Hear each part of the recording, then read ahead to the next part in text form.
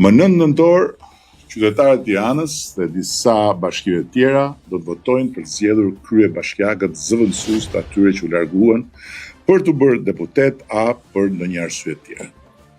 Të tjerat janë zgjedhje krejt normale, ndërsa ato në Tiranë janë të jashtëzakonshme për disa arsye, dhe jo thjesht se Tirana është kryeqyteti i Shqipërisë dhe lokomotiva e ekonomisë vendit.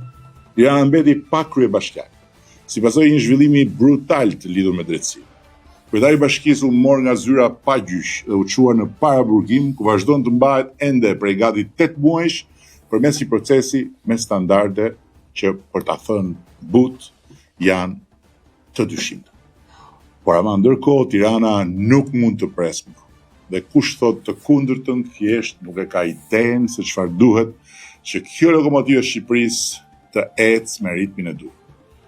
Ndërsa ata që diskutojnë legitimitetin e dekretit prezidencial për zgjedhjet nuk kanë faj.